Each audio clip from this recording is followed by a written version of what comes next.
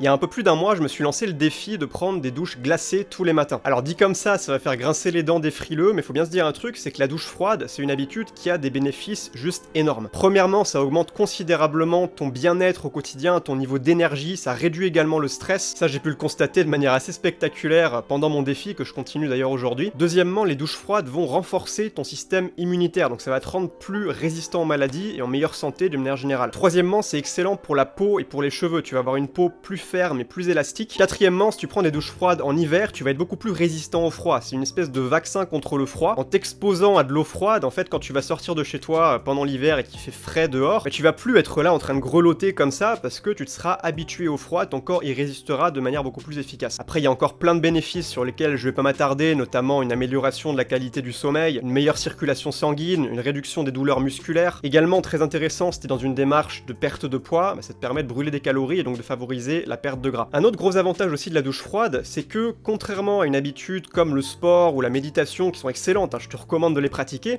mais c'est des habitudes qui vont te demander de la logistique dans le sens où tu vas devoir réserver une plage de temps pour t'y consacrer à 100%, alors que la douche froide, à moins que tu sois un gros porc qui se lave jamais, à ce que je sache, tu prends déjà des douches aujourd'hui. Donc finalement, ça te demande pas plus de temps que ça, t'as juste à changer la température de ta douche. Donc c'est une habitude pour laquelle t'as pas le droit de te trouver l'excuse, j'ai pas le temps. Là vraiment, ça prend 0 minute de plus. Si tu suis ma chaîne, t'as peut-être vu ma vidéo bilan des 30 jours de douche glacée que j'ai publiée, dans laquelle je raconte mon expérience avec les douches glacées, je te filme également comment ça s'est passé, comment je me suis organisé, etc. Si tu veux voir cette vidéo que tu ne l'as pas vue, je te mettrai le lien en description. Mais justement, suite à cette vidéo, vous avez été nombreux à me dire que ça vous avait motivé pour vous aussi vous mettre à la douche froide. Vous m'avez aussi posé plein de questions, comment on fait si on est trop frileux, comment on s'organise, à combien de temps on reste sous l'eau froide, quelle température on utilise. Donc c'est la raison pour laquelle je fais cette vidéo, pour vous donner tous mes conseils si vous voulez vous mettre à la douche froide de manière facile et sans risque, parce qu'on va également parler des risques qu'il y a, faut pas non plus se mettre à la douche froide n'importe comment, surtout avec des températures très basses. Ça on en parlera à la fin de la vidéo. On va commencer par voir comment se mettre à la douche froide facilement, parce que je sais qu'il y a plein de frileux qui aimeraient profiter des bénéfices, mais qui osent pas parce que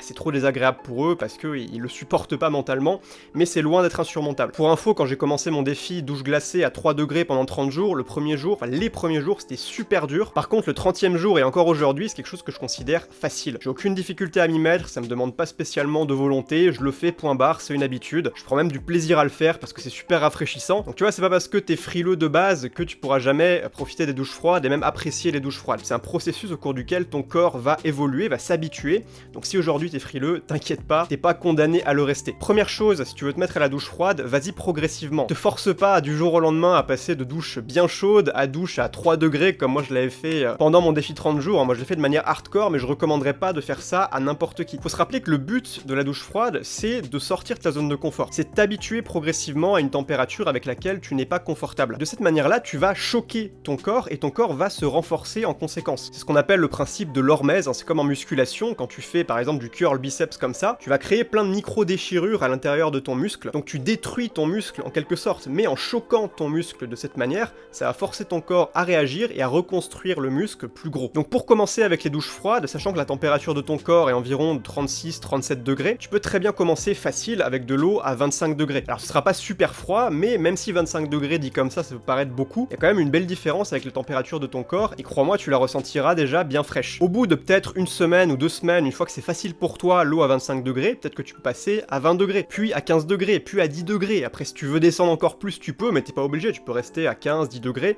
c'est déjà très bien. Alors après, si t'as pas de thermomètre pour mesurer la température, ou tout simplement que t'as pas envie de t'encombrer avec ça, tu peux tout simplement te fier à l'angle de ton robinet, quand tu le fais, pivoter vers le tout froid. Après, ça va aussi dépendre de la saison, pendant l'été, c'est pas du tout la même chose que pendant l'hiver, mais c'est à toi de voir, c'est à toi de jauger pour y aller à ton rythme, et te dépasser de semaine en semaine, utiliser de l'eau de plus en plus froide, sans forcément descendre dans des extrêmes d'eau glacée comme moi j'ai pu le faire à 3 degrés en moyenne pendant 30 jours et encore aujourd'hui. C'est pas du tout nécessaire d'aller dans ces extrêmes là, mais c'est à toi de te fixer ton propre objectif. Maintenant, autre chose, si jamais c'est trop difficile pour toi de te mettre directement sous l'eau froide quand tu commences ta douche, ce que je peux comprendre, c'est toujours désagréable de passer de sec à directement l'eau froide, ça fait un effet électrochoc, c'est pas forcément très agréable pour tout le monde, mais ce que tu peux faire, c'est simplement commencer par une douche normale, donc une douche chaude comme t'as l'habitude de le faire peut-être encore aujourd'hui, puis tourner un peu le robinet pour passer à une eau plutôt tiède, puis tourner encore pour passer à frais, puis encore plus frais, puis légèrement froid, puis vraiment froid. Enfin tu vois, tu peux y aller progressivement comme ça par palier pendant ta douche, ce qui te permettra de te laisser le temps à chaque fois entre chaque palier de t'habituer et d'éviter d'avoir un effet électrochoc électrochoc trop marqué. Finalement, ça revient exactement au même, hein. C'est comme deux personnes qui veulent se baigner dans la mer froide en Bretagne au mois d'octobre par exemple. T'en as une qui va se jeter dans l'eau comme un gros bourrin la tête la première, et t'as la deuxième qui va prendre de l'eau avec ses mains pour se mouiller bien la nuque comme il faut, qui va y aller comme ça par palier, mais finalement le résultat est exactement le même. Parce qu'au bout du compte, les deux se retrouvent dans l'eau, ils ont juste utilisé une méthode différente, mais le résultat encore une fois est identique. Ensuite, pour que les douches froides soient plus faciles, fais en sorte de bien contrôler ta respiration. En fait, la première fois que tu vas prendre une douche froide qui sera vraiment inconfortable, tu vas avoir tendance, comme t'as peut-être vu dans ma vidéo bilan 30 jours, tu vas avoir tendance à respirer comme ça.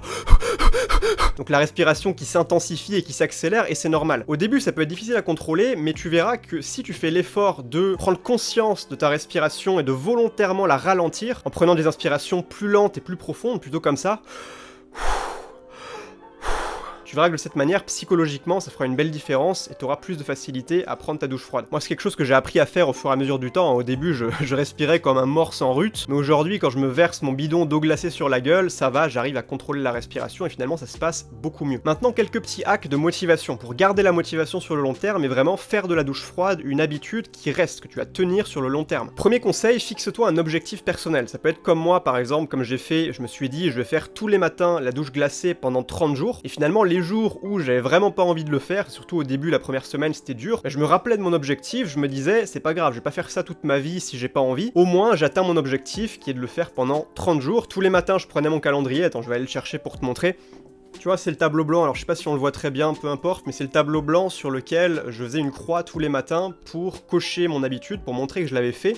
Finalement, ça finit par créer une chaîne de croix. Bon là, il est complet, mais tous les jours, imagine-toi que je faisais ma petite croix après la douche. Et finalement, quand un matin, j'avais pas envie de faire la douche froide, il me suffisait de regarder ma chaîne de croix pour me remotiver, parce que je me disais, ce serait quand même bien bête de casser la chaîne, de faire capoter tous mes efforts pour rien, donc je continuais, et finalement, plus le temps passe, plus c'est facile. Aussi, parle à ton entourage proche de ton objectif, parle-leur de ton défi que tu te lances à toi-même de faire des douches froides. Ça va probablement attirer leur curiosité, parce que c'est pas quelque chose de très commun, c'est quelque chose qui paraît difficile pour le commun des mortels. Et donc ils vont probablement te demander des nouvelles de ton défi régulièrement, peut-être tous les jours, peut-être tous les quelques jours. Et finalement t'auras pas envie de leur dire ah ben en fait j'ai abandonné, j'ai laissé tomber, c'était trop dur. Parce que tu passeras pour un faible, tu passeras pour un idiot pas capable de tenir ses engagements, et ça t'en as pas envie évidemment, donc ça va te motiver. Dernier conseil de motivation, ne te focalise pas sur l'appréhension que tu as avant de prendre la douche, mais plutôt sur la sensation que tu ressens après avoir pris la douche. Ça c'est très important de le comprendre et c'est valable pour toute habitude qu'on pourrait qualifier de difficile. Si avant de le faire tu concentres tout ton esprit sur le fait que ah ça va être dur, ah j'ai pas envie, ah la flemme, ah machin, bah tu vas te laisser envahir par ce sentiment de découragement et ça va te pousser à la procrastination, ça va te pousser à laisser tomber, à pas le faire et c'est vraiment dommage. Donc à la place, imagine plutôt comment tu vas te sentir après ta douche froide. Et si tu l'as déjà fait pendant quelques jours, tu sais à quel point on se sent bien, on se sent immédiatement plein d'énergie, on a une sensation de bien-être qui nous envahit, enfin c'est vraiment incroyable, c'est un peu comme avec le sport. Et donc si tu switches ton focus de l'appréhension que t'as parce que t'as pas envie de le faire machin, à la sensation que tu vas éprouver après, tout d'un coup t'auras envie de le faire pour éprouver cette sensation. Donc c'est vraiment un petit switch mental à faire, mais tu vas voir que ça aide énormément. Maintenant parlons des risques de la douche froide, des dangers qu'il y a à prendre des douches froides, parce qu'il y en a, faut faire attention, c'est pas une pratique qui est anodine, qu'on fait n'importe comment en mode YOLO, et c'est aussi pour ça que je fais cette vidéo, pour vous dire les gars, faites pas n'importe quoi, y allez pas comme des ahuris, parce qu'il peut y avoir des risques, il faut faire les choses correctement. Premièrement, prends pas de douche froide si t'es malade, ou alors éventuellement une petite douche fraîche, ok, mais ne descends pas sur les températures très basses si tu es malade. Bon, ça paraît logique, mais je le rappelle quand même. Deuxièmement, si pendant ta douche froide, tu te sens mal à un moment, tu perds tes sensations, t'as des vertiges ou que sais-je, arrête immédiatement. T'as vu peut-être dans mon défi 30 jours, au début, je perdais mes sensations au bout des doigts et dans les jambes. À peu près au bout de 30 secondes de douche, ça m'arrivait pendant, je crois, les 2 ou les 3 premiers jours, ça s'est produit. Mais j'ai pas insisté, je me suis arrêté là, j'ai écouté mon corps, c'est important aussi. Finalement, les jours suivants, mon corps s'est habitué, et là, je ressentais plus ces pertes de sensations dans les doigts. Et donc là, j'ai pu y aller plus sereinement, utiliser plus d'eau froide, mais évidemment, écoute ton corps, et si tu sens qu'il y a quelque chose qui va pas, qu'il y a un signal d'alerte, bah arrête-toi ici et tu reprendras le lendemain. Peut-être que le lendemain sera plus facile. Encore une fois, faut voir, faut écouter son corps, mais fie-toi vraiment à tes sensations et n'essaie pas de te pousser ton corps à l'extrême si jamais tu sens quelque chose qui va pas. Troisièmement, évite de rester trop longtemps sous la douche froide. Alors ça, je sais, c'est pas un conseil si difficile que ça à appliquer, mais d'une manière générale, je te conseille de faire des douches froides qui durent entre 1 et 3 minutes. Si tu t'exposes trop longtemps à l'eau froide, et là on parle notamment de l'eau très froide, plutôt en dessous de 10 degrés, tu peux tomber malade, tu peux repousser trop les limites de ton corps, donc évite les contacts trop prolongés avec l'eau froide. Après, si c'est juste une douche fraîche à 20 degrés, 15-20 degrés,